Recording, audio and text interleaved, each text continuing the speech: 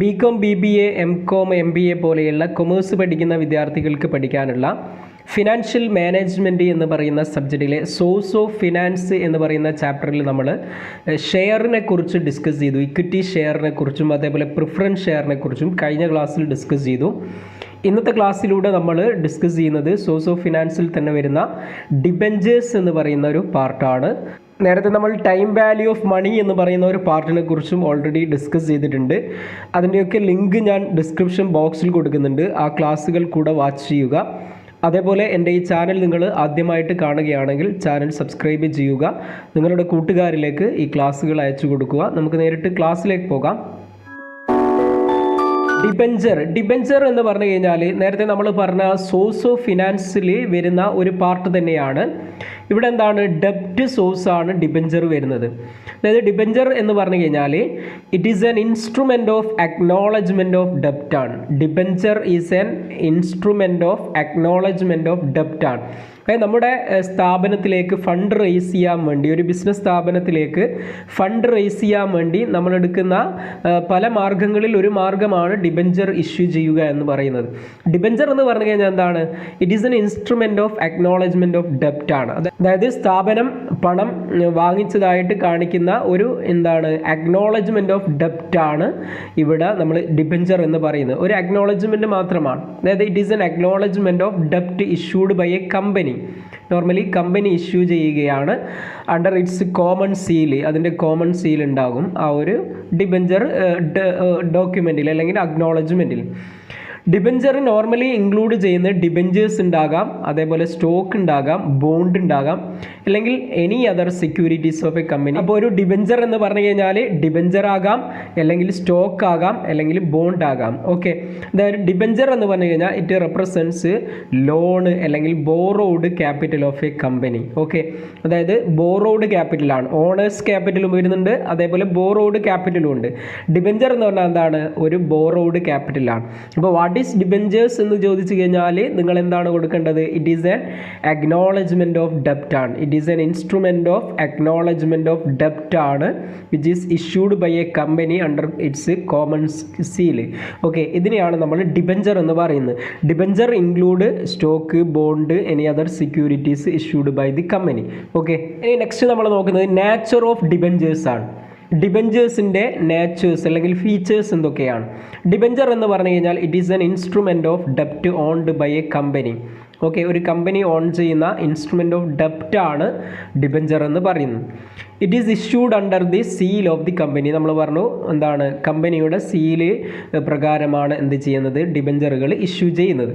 ഇനി it carries fixed rate of interest. ഡിബെഞ്ചറിൻ്റെ പ്രത്യേകത എന്ന് പറഞ്ഞു കഴിഞ്ഞാൽ ഒരു ഫിക്സ്ഡ് റേറ്റ് ഓഫ് ഇൻട്രസ്റ്റ് ഉണ്ടാവും. ഇപ്പോൾ സപ്പോസ് 9% ഓർ 8%, ഇങ്ങനെ ഡിബെഞ്ചറിൻ്റെ മുകളിൽ എന്തുണ്ടാവും, നമ്മുടെ 8% ഡിബെഞ്ചർ അല്ലെങ്കിൽ 9% ഡിബെഞ്ചേഴ്സ് അല്ലെങ്കിൽ 12% ഡിബെഞ്ചേഴ്സ്, ഇങ്ങനെ പേഴ്സൻറ്റേജ് കൊടുത്തിട്ടുണ്ടാവും.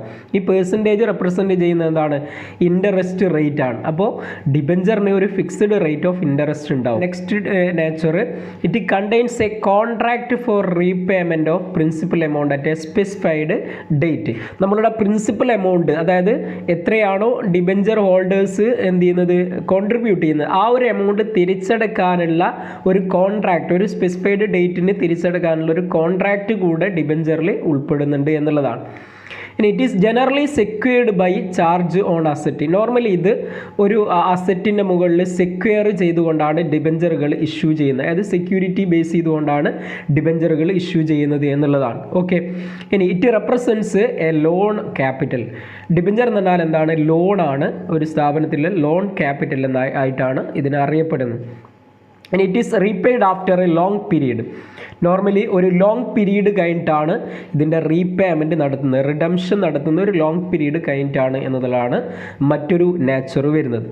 ഇനി നേരത്തെ നമ്മൾ പഠിച്ച ഷെയറും ഡിബെഞ്ചറും തമ്മിലുള്ള ഡിഫറൻസസ് എന്തൊക്കെയാണെന്നുള്ളതാണ് നമ്മൾ നോക്കുന്നത്. ഷെയർ എന്ന് പറഞ്ഞു കഴിഞ്ഞാൽ ഇറ്റ് ഈസ് ഓൺഡ് ക്യാപിറ്റലാണ്. ഓൺഡ് ക്യാപിറ്റൽ അല്ലെങ്കിൽ ഓണേഴ്സ് ക്യാപിറ്റലാണ്. ഷെയർസിനെ പൊതുവേ നമ്മൾ പറയുക എന്താണ്, ഓൺഡ് ക്യാപിറ്റൽ എന്നാണ് പറയുക. അതായത് റിയൽ ഓണേഴ്സ് ഓഫ് ദി കമ്പനിയാണ് ഷെയർ ഹോൾഡേഴ്സ് എന്ന് പറയുന്നത്. എന്നാൽ ഡിബെഞ്ചർ എന്ന് പറയുന്ന എന്താണ്, it is a loan, part of loan അല്ലെങ്കിൽ ബോറോഡ് ക്യാപിറ്റൽ എന്നാണ് അറിയപ്പെടുന്നത്.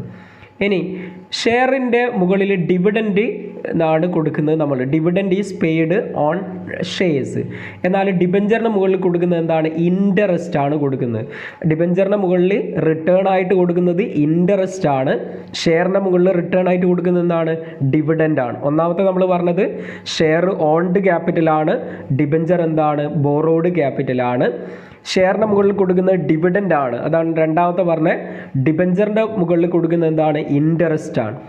ഇനി next one, rate of dividend may vary from year to year. Dividend rate എന്ത് ചെയ്യും?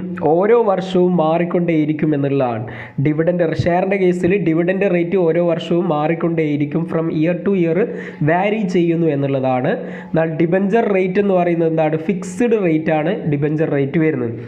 അപ്പോൾ നമ്മൾ സപ്പോസ് ഡിബഞ്ചർ ഇഷ്യൂ ചെയ്യുന്ന ഒരു 5 കൊല്ലത്തേക്കാണെങ്കിൽ എല്ലാ വർഷവും ഡിബഞ്ചറിൻ്റെ റേറ്റ് ഓഫ് ഇൻട്രസ്റ്റ് ആദ്യം നമ്മൾ ഇഷ്യൂ ചെയ്യുമ്പോൾ പറയുന്ന ആ ഒരു റേറ്റ് ഓഫ് ഇൻട്രസ്റ്റ് തന്നെയായിരിക്കും. 12% ആണെങ്കിൽ 5 വർഷവും ആ 12% തന്നെയായിരിക്കും എന്നുള്ളതാണ്.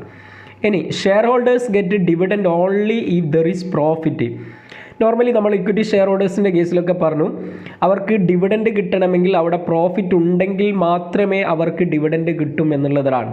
ഓക്കെ, എന്നാലോ debenture holders get interest whether company makes profit or not. Okay, കമ്പനിക്ക് പ്രോഫിറ്റ് ആണോ അല്ലയോ ഒന്നൊന്നും നോക്കുന്നില്ല. കമ്പനിക്ക് പ്രോഫിറ്റ് ഉണ്ടെങ്കിലും ഇല്ലെങ്കിലും ഡിബഞ്ചർ ഹോൾഡേഴ്സിന് എന്ത് കൊടുക്കണം? ഇൻട്രസ്റ്റ് കൊടുക്കണം എന്നുള്ളതാണ്. എന്നാൽ ഷെയർ ഹോൾഡേഴ്സിന് പ്രോഫിറ്റ് ഉള്ള സമയത്ത് മാത്രമാണ് എന്ത് ചെയ്യുന്നത്? ഡിവിഡൻഡ് കിട്ടുന്നത് എന്നുള്ളതാണ്. ഇനി ഷെയർ എന്ന് പറയുന്നത് അൺസെക്വേർഡ് ആണ്, അതായത് സെക്വേർഡ് അല്ല എന്നുള്ളതാണ്. എന്നാൽ ഡിബഞ്ചർ എന്താണ്? സെക്വേർഡ് ആണ്, generally secured by asset. Okay, അപ്പോൾ ഇവിടെ ഷെയർസ് എന്ന് പറയുന്നത് അൺസെക്വേർഡ് ആണ്, ഡിബഞ്ചർ എന്താണ്? സെക്വേർഡ് ആണ്. ഇനി next one, shareholder enjoy voting rate. Shareholder enjoys voting rate, debenture holders has no voting rate എന്നുള്ളതാണ്. അപ്പോൾ ഇവിടെ shareholders enjoy voting rate. Share ഹോൾഡേഴ്സിന് എന്തുണ്ടാവും? വോട്ടിംഗ് റേറ്റ് ഉണ്ടാവും. ഡിബഞ്ചർ ഹോൾഡേഴ്സിന് എന്തില്ല? വോട്ടിംഗ് റേറ്റ് ഇല്ല എന്നുള്ളതാണ്. നോ വോട്ടിംഗ് റേറ്റ് എന്നുള്ളതാണ് മറ്റൊരു ഡിഫറൻസ് വരുന്നത്. അപ്പോൾ നമ്മൾ ഷെയറും ഡിബഞ്ചറും തമ്മിലുള്ള ഡിഫറൻസ് നന്നായിട്ട് നോക്കുക. ഷെയർ എന്ന് പറഞ്ഞാൽ ഓൺഡ് ക്യാപിറ്റലാണ്, ഡിബഞ്ചർ എന്ന് പറഞ്ഞാൽ ബോറോഡ് ക്യാപിറ്റലാണ്. ഷെയറിൻ്റെ മുകളിൽ ഡിവിഡൻഡ് ആണ് കൊടുക്കുന്നത്, ഡിബഞ്ചറിൻ്റെ മുകളിൽ ഇൻട്രസ്റ്റ് ആണ് റിട്ടേൺ ആയിട്ട് കൊടുക്കുന്നത്. റേറ്റ് ഓഫ് ഡിവിഡൻഡ് എന്ന് പറയുന്നത് എന്താണ്? May vary from year to year, മാറിക്കൊണ്ടേയിരിക്കും. എന്നാൽ ഡിബഞ്ചർ ഇൻട്രസ്റ്റ് എന്ന് പറയുന്നത് ഫിക്സ്ഡ് ആണ്. ഇനി debenture share holders get dividend only if there is profit. Profit ഉണ്ടെങ്കിൽ മാത്രമേ ഷെയർ ഹോൾഡേഴ്സിന് ഡിവിഡൻഡ് കിട്ടുന്നുള്ളൂ. എന്നാൽ ഡിബഞ്ചർ ഹോൾഡേഴ്സ് എന്തായാലും എന്ത് കിട്ടും? അവർക്ക് പ്രോഫിറ്റ് ഉണ്ടെങ്കിലും ഇല്ലെങ്കിലും ഇൻട്രസ്റ്റ് കിട്ടും. ഷെയർ എന്ന് പറയുന്നത് അൺസെക്വേർഡ് ആണ്, ഡിബഞ്ചർ എന്ന് പറയുന്നത് എന്താണ്? സെക്വേർഡ് ആണ്. ഇനി shareholders enjoy voting rate, debenture holder has no voting rate എന്നുള്ളതാണ്. ഓക്കെ, ഇനി നെക്സ്റ്റ് പറയുന്നത് കൈൻഡ്സ് ഓഫ് ഡിബഞ്ചേഴ്സ് ആണ്. കൈൻഡ്സ് ഓഫ് ഡിബഞ്ചേഴ്സ് നിങ്ങൾ നന്നായിട്ട് നോക്കുക. ഇതിൽ ഏതെങ്കിലും ഒരു ഡിബഞ്ചർ എടുത്തിട്ടാണ് ക്വസ്റ്റ്യൻ ചിലപ്പോൾ നിങ്ങളോട് ചോദിക്കുന്നത്. അപ്പോൾ എല്ലാ ഡിബഞ്ചേഴ്സും നന്നായിട്ട് മനസ്സിലാക്കുക. കൈൻഡ്സ് ഓഫ് ഡിബഞ്ചേഴ്സ് അല്ലെങ്കിൽ classification of debentures on the base of registration. രജിസ്ട്രേഷനെ ബേസ് ചെയ്തുകൊണ്ട് ഇവിടെ ഡിബഞ്ചേഴ്സിനെ ക്ലാസിഫൈ ചെയ്തിരിക്കുന്നത് രജിസ്റ്റേർഡ് ഡിബഞ്ചേഴ്സ് എന്നും എന്താണ് രണ്ടാമത്തത് ബിയറർ ഡിബഞ്ചേഴ്സ് എന്നും ആണ് ആയിട്ട് ക്ലാസിഫൈ ചെയ്തത്. Okay, registered debentures and bearer debentures. Okay, എന്താണ് രജിസ്റ്റേർഡ് ഡിബഞ്ചേഴ്സ് എന്ന് പറയുന്നത്? These debentures are payable to person recorded in the register of debenture holders. Okay, debenture ഹോൾഡേഴ്സിൻ്റെ രജിസ്റ്ററിൽ റെക്കോർഡ് ചെയ്ത പേരിലേക്ക് മാത്രമേ ആളിലേക്ക് മാത്രമേ എന്ത് ചെയ്യും? ഡിബഞ്ചേഴ്സ് കൊടുക്കുമെന്നുള്ളതാണ്. ഓക്കെ, അതായത് അവരുടെ കമ്പനിയുടെ this can be transferred only with the knowledge of the company. കമ്പനിയുടെ നോളജ് മുഖേന മാത്രമേ ഇതിനെ എന്ത് ചെയ്യാൻ പറ്റും? നമുക്ക് ട്രാൻസ്ഫർ ചെയ്യാൻ പറ്റും. അതായത് ഓൺലി ബൈ ട്രാൻസ്ഫർ ഡീഡ്. ഒരു ട്രാൻസ്ഫർ ഡീഡ് ഉണ്ടെങ്കിൽ മാത്രമേ ട്രാൻസ്ഫർ ചെയ്യാൻ പറ്റും. അതായത് ഇവിടെ debentures are payable to person recorded in the register of debenture holders. Debenture holders ആയിട്ട് റെക്കോർഡ് ചെയ്ത പേഴ്സണിന് മാത്രമേ ഈ ഡിബഞ്ചേഴ്സ് എന്ത് ചെയ്യുന്നുള്ളൂ? കൊടുക്കുന്നുള്ളൂ എന്നുള്ളതാണ് രജിസ്റ്റേർഡ് ഡിബഞ്ചേഴ്സിൻ്റെ പ്രത്യേകത. ഓക്കെ, ഇനി ബിയറർ ഡിബഞ്ചേഴ്സ് എന്ന് പറഞ്ഞാൽ എന്താണ്? These debentures are payable to bearer എന്ന് പറഞ്ഞാൽ company maintains no register for these debentures. These are transferable by mere delivery. Okay, ഇവിടെ നോ ഡീഡ് ഈസ് റിക്വയർഡ് എന്നുള്ളതാണ്. അതായത് ഡിബഞ്ചർ ഹോൾഡേഴ്സ് തന്നെയാണെന്നില്ല, ഡിബഞ്ചർ ഹോൾഡേഴ്സ് ചുമതലപ്പെടുത്തുന്ന ആൾക്കും എന്ത് ചെയ്യും, ഈ ഒരു ഡിബഞ്ചേഴ്സ് തിരിച്ച് പേയ്മെൻറ്റ് നടത്തുമെന്നുള്ളതാണ്. അതായത് ഇവിടെ എന്ത് ചെയ്യാൻ പറ്റും, കമ്പനിയുടെ നോളജ് ഇല്ലാതെയും ഇതിനെ ട്രാൻസ്ഫർ ചെയ്യാൻ പറ്റും. പ്രത്യേകമായിട്ട് ഡീഡൊന്നും ആവശ്യമില്ല എന്നുള്ളതാണ് ബിയറർ ഡിബഞ്ചേഴ്സിൻ്റെ പ്രത്യേകത. അപ്പോൾ രജിസ്റ്റേർഡ് ഡിബഞ്ചേഴ്സും അതേപോലെ തന്നെ ബിയറർ ഡിബഞ്ചേഴ്സും. ഇനി നെക്സ്റ്റ് വരുന്നത് ഓൺ ദി ബേസ് ഓഫ് സെക്യൂരിറ്റിയാണ്. സെക്യൂരിറ്റിയെ ബേസ് ചെയ്തുകൊണ്ട് സെക്വേർഡ് അല്ലെങ്കിൽ മോഡ്ഗേജ് ഡിബഞ്ചേഴ്സ്, അതേപോലെ അൺസെക്വേർഡ് അല്ലെങ്കിൽ നെയ്ക്ഡ് ഡിബഞ്ചേഴ്സ്. അതായത് സെക്വേർഡ് ഡിബഞ്ചേഴ്സ് എന്ന് പറഞ്ഞാൽ these debentures are secured by the asset of the company. ഒരു കമ്പനിയുടെ അസറ്റുമായിട്ട് സെക്വയർ ചെയ്യുന്നതാണ്. ഓക്കെ, അതായത് സെക്യൂരിറ്റി വെച്ചുകൊണ്ടാണ് ഡിബഞ്ചർ ഹോൾഡേഴ്സ് ഡിബഞ്ചർ ഇഷ്യൂ ചെയ്യുന്നതെങ്കിൽ അതിനെയാണ് നമ്മൾ എന്ത് പറയുന്നത്, സെക്വേർഡ് ഡിബഞ്ചേഴ്സ് അല്ലെങ്കിൽ മോഡ്ഗേജ് ഡിബഞ്ചേഴ്സ് എന്ന് പറയുന്നു. എന്നാൽ അൺസെക്വേർഡ് അല്ലെങ്കിൽ നെയ്ക്ഡ് ഡിബഞ്ചേഴ്സ് എന്ന് പറഞ്ഞാൽ these debentures are not secured on any asset. ഈ ഡിബഞ്ചറുകൾ എന്തല്ല, ഒരു അസറ്റിന് മുകളിൽ സെക്വേർഡ് അല്ല എന്നുള്ളതാണ് വരുന്നത്. ഓക്കെ, ഇനി നെക്സ്റ്റ് വൺ ആണ് ഓൺ ദി ബേസ് ഓഫ് റിഡംഷനെ ബേസ് ചെയ്തുകൊണ്ട് റെഡീമബിൾ ഡിബഞ്ചേഴ്സും ഉണ്ടാകും, ഇറഡീമബിൾ ഡിബഞ്ചേഴ്സും ഉണ്ടാകും. റെഡീമബിൾ എന്ന് പറഞ്ഞാൽ these debentures are repayable after a fixed period either in lump sum or by instalment. ഈ ഒരു ഡിബഞ്ചേഴ്സ് എന്താണ്, ഒരു ഫിക്സ്ഡ് പീരീഡ് കഴിഞ്ഞാൽ തിരിച്ചടക്കും, റീപേബിൾ ചെയ്യും എന്നുള്ളതാണ് റെഡീമബിൾ ഡിബഞ്ചേഴ്സിൻ്റെ പ്രത്യേകത. എന്നാലോ ഇറഡീമബിൾ ഡിബഞ്ചേഴ്സിൻ്റെ പ്രത്യേകത എന്ന് പറയുന്നത് not redeemable during the lifetime of the company. കമ്പനിയുടെ ലൈഫ് ടൈമിൽ ഇതെന്തല്ല, റിഡീം ചെയ്യുകയില്ല, റിഡംഷൻ നടത്തുകയില്ല. ഇനി റിഡംഷൻ നടത്തണമെങ്കിൽ കമ്പനി വൈൻഡിങ് അപ്പ് ഒക്കെ ചെയ്യുന്ന സമയത്ത് മാത്രമേ റിഡംഷൻ നടത്തും. ഓക്കെ, ഇതിനെ പെർപ്പച്വൽ ഡിബഞ്ചേഴ്സ് എന്ന് പറയും. കണ്ടിന്യൂസ് ആണ് ഇറഡീമബിൾ ഡിബഞ്ചേഴ്സ്. ഒരു ഫിക്സഡ് പീരീഡ് കഴിഞ്ഞിട്ട് തിരിച്ചടക്കാത്തതാണെന്ത് ഇറഡീമബിൾ ഡിബഞ്ചേഴ്സ് എന്ന് പറയുന്നു. ഇനി next one on the base of convertibility ആണ്. കൺവേർട്ടബിലിറ്റിയെ ബേസ് ചെയ്തുകൊണ്ട് കൺവേർട്ടബിൾ ഡിബഞ്ചേഴ്സ് ഉണ്ട്, നെക്സ്റ്റ് നോൺ കൺവേർട്ടബിൾ ഡിബഞ്ചേഴ്സ് ഉണ്ട്. കൺവേർട്ടബിൾ ഡിബഞ്ചേഴ്സ് എന്ന് പറഞ്ഞാൽ these debentures are convertible at the option of the holder into shares. Okay, within a certain period. ഈ ഡിബഞ്ചറുകളെ ഷെയറിലേക്ക് കൺവേർട്ട് ചെയ്യും. ഓക്കെ, ഡിബഞ്ചർ ഷെയറിലേക്ക് കൺവേർട്ട് ചെയ്യുന്നുണ്ടെങ്കിൽ അത്തരം ഡിബഞ്ചറുകളെ നമ്മൾ എന്ത് പറയും, ഇവിടെ കൺവേർട്ടബിൾ ഡിബഞ്ചേഴ്സ് എന്ന് പറയും. ഈ കൺവേർട്ടബിൾ ഡിബഞ്ചേഴ്സ് തന്നെ ഫുള്ളി കൺവേർട്ടബിൾ ഡിബഞ്ചേഴ്സും ഉണ്ട്, partly convertible debentures FCD fully convertible ഡിബഞ്ചേഴ്സും ഉണ്ട്, പാർട്ട്ലി PCD കൺവേർട്ടബിൾ ഡിബഞ്ചേഴ്സും വരുന്നുണ്ട്. ഇനി നോൺ കൺവേർട്ടബിൾ ഡിബഞ്ചേഴ്സ് എന്ന് പറഞ്ഞാലോ these debentures do not give any option to convert into share. ഈ ഡിബഞ്ചറുകൾ ഷെയറിലേക്ക് കൺവേർട്ട് ചെയ്യാനുള്ള ഓപ്ഷൻ ഇല്ല. അത്തരം ഡിബഞ്ചറുകളെ നമ്മൾ എന്ത് പറയും, നോൺ കൺവേർട്ടബിൾ ഡിബഞ്ചേഴ്സ് എന്ന് പറയും. ഓക്കെ, അപ്പോൾ ഇത്രയുമാണ് ക്ലാസിഫിക്കേഷൻ ഓഫ് ഡിബഞ്ചേഴ്സ് വരുന്നത്. ഇനി നെക്സ്റ്റ് നമ്മൾ നോക്കുന്നത് അഡ്വാൻറ്റേജസ് ഓഫ് ഡിബഞ്ചേഴ്സ് ആണ്. എന്തൊക്കെയാണ് ഡിബഞ്ചേഴ്സിൻ്റെ അഡ്വാൻറ്റേജസ് എന്നുള്ളതാണ്, എന്തൊക്കെയാണ് അതിൻ്റെ അഡ്വാൻറ്റേജസ് അല്ലെങ്കിൽ ബെനിഫിറ്റ്സ് എന്നുള്ളതാണ്. ഇനി അതിൽ ഒന്നാമത്തെ നമ്മൾ പറയുന്നത് അഡ്വാൻറ്റേജസ് ടു കമ്പനിയാണ്. കമ്പനിക്ക് എന്തൊക്കെയാണ് ഡിബഞ്ചർ കൊണ്ടുള്ള നേട്ടം? It provides long term fund. സ്ഥാപനത്തിന് ഇതൊരു ലോങ് ടേം ഫണ്ടാണ് പ്രൊവൈഡ് ചെയ്യുന്നത്. അതേപോലെ rate of interest payable on debenture is less. പൊതുവേ ഇൻട്രസ്റ്റ് റേറ്റ് എന്ന് പറയുന്ന ഡിബഞ്ചർ ഹോൾഡേഴ്സിന് കൊടുക്കുന്ന ഇൻട്രസ്റ്റ് റേറ്റ് എന്താണ്, കുറവാണ് എന്നുള്ളതാണ്. ഇത് കമ്പനിക്ക് ഒരു നേട്ടമാണ്. ഇനി interest on debenture is tax deductible എന്ന് പറഞ്ഞാൽ ദി കോസ്റ്റ് ഈസ് ലെസ് എന്നുള്ളതാണ്. ഇവിടെ ടാക്സ് ഡിഡക്റ്റിബിൾ ആണ് ഇൻട്രസ്റ്റ് ഓൺ ഡിബഞ്ചേഴ്സ്. അതിന് ടാക്സ് കുറക്കുന്നത് കൊണ്ട് തന്നെ അവിടെ എന്താണ്, നമുക്ക് കോസ്റ്റ് കുറയും എന്നുള്ളതാണ്. ഇനി debenture holders do not have any voting rate. Debenture ഹോൾഡേഴ്സിന് വോട്ടിംഗ് റേറ്റ് ഇല്ല. അത് കമ്പനിക്ക് എന്താണ്, അവിടെ hence there is no risk of loss of control. അവിടെ എന്തില്ല, risk of loss of control ഇല്ല.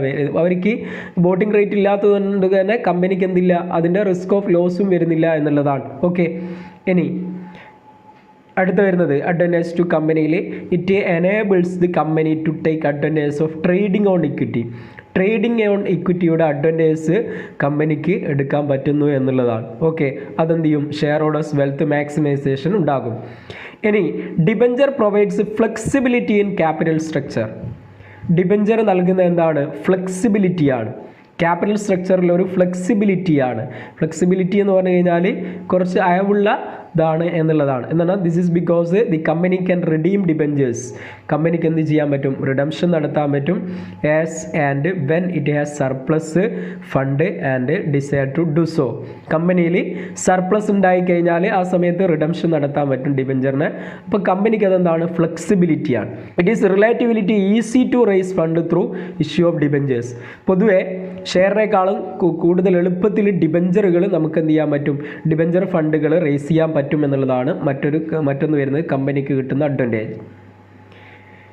ഇനി അഡ്വാൻറ്റേജ് ടു ഡിബഞ്ചർ ഹോൾഡേഴ്സ് ആണ്. ഡിബഞ്ചർ ഹോൾഡേഴ്സിനുള്ള നേട്ടങ്ങൾ എന്തൊക്കെയാണ്? ഒന്നാമത്തേത് it provides a fixed regular stable source of income. Debenture ഹോൾഡേഴ്സിന് കറക്റ്റ് ഇൻട്രസ്റ്റ് വർഷം നമ്മൾ പറഞ്ഞു പ്രോഫിറ്റ് ഇല്ലെങ്കിലും കിട്ടും. അപ്പോൾ അതൊരു ഫിക്സ്ഡ് ഇൻകം അല്ലെങ്കിൽ റെഗുലർ ഇൻകം ആണ്, അല്ലെങ്കിൽ ഒരു സ്റ്റേബിൾ സോഴ്സ് ആയിട്ടാണ് ഡിബഞ്ചർ വരുന്നത്. ഓക്കെ. രണ്ടാമത്തത് it is generally secured on the asset. സാധാരണ ഇത് സെക്യൂർഡ് ആണ്. ഓക്കെ. അപ്പോൾ നമ്മുടെ ഇൻവെസ്റ്റ്മെൻറ്റ് എന്തായിരിക്കും? സേഫ് ആയിരിക്കും. സെക്യൂർഡ് ആകുമ്പോൾ പൊതുവെ ഇൻവെസ്റ്റ്മെൻറ്റ് എന്തായിരിക്കും? സേഫ് ആയിരിക്കും എന്നുള്ളതാണ്. ഇനി at the time of finding up the debenture holders are repaid before share holders are repaid. ഒരു കമ്പനി പൂട്ടിക്കഴിഞ്ഞാൽ ഡിബഞ്ചർ ഹോൾഡേഴ്സിന് കൊടുത്തിട്ട് മാത്രമേ ഷെയർ ഹോൾഡേഴ്സിന് കൊടുക്കും എന്നുള്ളതാണ്. അവരുടെ പേയ്മെൻറ്റ് കൊടുത്തതിന് ശേഷം മാത്രമേ ഷെയർ ഹോൾഡേഴ്സിന് പേയ്മെൻറ്റ് കൊടുക്കും എന്നുള്ളതാണ്. ഇനി an investor can sell or mortgage is instrument. Okay. ഒരു ഇൻവെസ്റ്റർക്ക് എന്ത് ചെയ്യാൻ പറ്റും? അവരുടെ ഇൻസ്ട്രുമെൻറ്റ് സെയിൽ ചെയ്യാൻ പറ്റും. അതേപോലെ അത് മോർഗേജ് ചെയ്യാനും പറ്റും എന്നുള്ളതാണ്. Hence it is liquid instrument. ഇതെന്താണ്? ഒരു ലിക്വിഡ് ഇൻസ്ട്രുമെൻ്റ് ആണ്. മോർഗേജ് ചെയ്യുക എന്ന് പറഞ്ഞു കഴിഞ്ഞാൽ നമുക്കൊരു ആസ്തിയായിട്ട് അതിന് കാണിക്കാൻ പറ്റും. നമ്മളിപ്പോൾ ലോണൊക്കെ എടുക്കുന്നതാണെങ്കിലൊക്കെ ഇത് എന്ത് ചെയ്യാം? നമുക്ക് ഡിബഞ്ചർ ഈ ഡോക്യുമെൻറ്റിനെ ഒരു മോർഗേജ് ആയിട്ട് കാണിക്കാൻ പറ്റുമെന്നുള്ളതാണ്.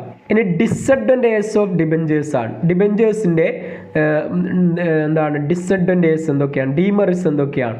ഡിസഡ്വാൻറ്റേജ് ടു കമ്പനിക്ക് ഉള്ള ഡിസഡ്വാൻറ്റേജസ് എന്തൊക്കെയാണ്? Even if the company incurs loss ഉണ്ടായാലും it has to pay fixed rate of interest. Company എന്ത് കൊടുക്കേണ്ടതായിട്ട് വരുന്നു? ഇൻട്രസ്റ്റ് കൊടുക്കേണ്ടതായിട്ട് വരുന്നു. അത് കമ്പനിക്ക് എന്താണ്? കമ്പനിയെ സംബന്ധിച്ചിടത്തോളം അവർക്കൊരു ഡിമെറിറ്റാണ്. ഓക്കെ.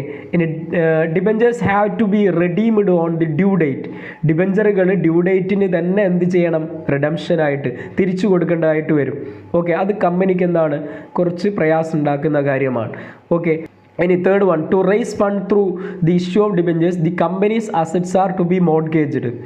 ഇവിടെ ഡിബഞ്ചർ ഇഷ്യൂ ചെയ്തുകൊണ്ട് ഫണ്ട് റേസ് ചെയ്യുമ്പോൾ കമ്പനികൾ അസറ്റ് എന്ത് ചെയ്യണം? മോർഗേജ് ചെയ്യേണ്ടതായിട്ട് വരുന്നു, സെക്യൂരിറ്റി ആയിട്ട് കാണിക്കേണ്ടതായിട്ട് വരും. അതെന്താണ്? കമ്പനിക്ക് മറ്റൊരു ഡീമെറിറ്റ്സ് ആയിട്ട് വരുന്നു എന്നുള്ളതാണ്.